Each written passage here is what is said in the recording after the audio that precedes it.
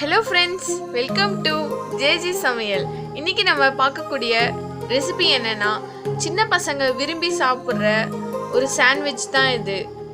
வாங்க வீடியோக்குள்ள போலாம். அதுக்கு முன்னாடி நம்ம சேனலை சப்ஸ்கிரைப் பண்ணாதவங்க சப்ஸ்கிரைப் பண்ணுங்க. பக்கத்துல இருக்க பெல் ஐகானை கிளிக் பண்ணுங்க.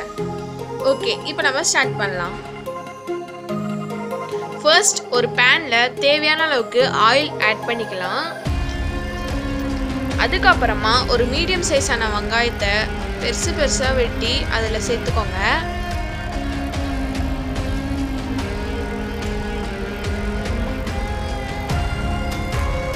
நெக்ஸ்ட் ஒரு தக்காளி எடுத்து அதை சின்னதாக வெட்டி போட்டுக்கோங்க. அதை நல்லா ஃப்ரை பண்ணணும். அதுக்கப்புறமா தேவையான அளவுக்கு சால்ட் ஆட் பண்ணிக்கோங்க.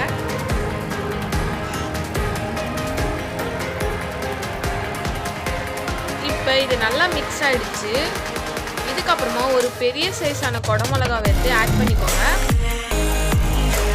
அது நல்லா ஃப்ரை ஆகுற வரைக்கும் நல்லா கலரி விட்டுருங்க.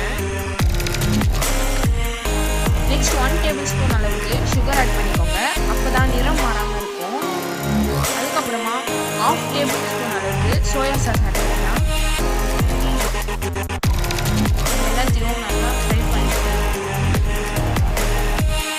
நெக்ஸ்ட்டு 2 டேபிள் ஸ்பூன் அளவுக்கு சில்லி பவுடரை ஆட் பண்ணிட்டு நல்லா ஃப்ரை பண்ணணும். இப்போ இது ரெடி ஆயிடுச்சு. நெக்ஸ்ட் இன்னொரு பேனில் கீ விட்டுக்கோங்க.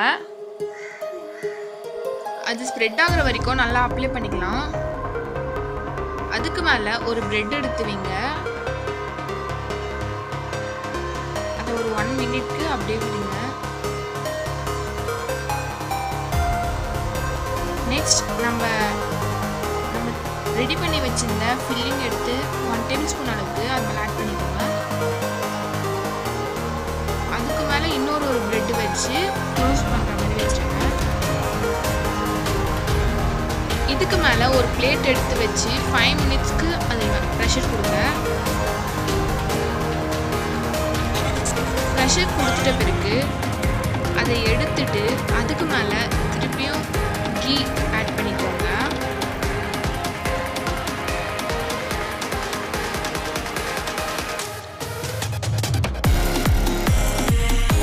நெக்ஸ்ட் அதை திருப்பி போட்டு கொஞ்ச நேரம் ஃப்ரை பண்ணுங்க. நல்லா ஃப்ரை ஆகிட்ட பிறகு எடுத்து நம்ம பிளேட்டில் வச்சு சர்வ் பண்ண வேண்டியதுதான்.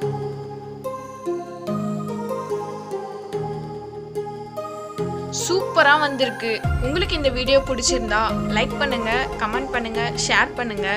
பக்கத்தில் இருக்க பெல் பட்டனை கிளிக் பண்ணுங்க. மறக்காம சப்ஸ்கிரைப் பண்ணுங்க. உங்களுக்கு எதனா டவுட் இருந்தால் கமெண்ட்ல கேளுங்க.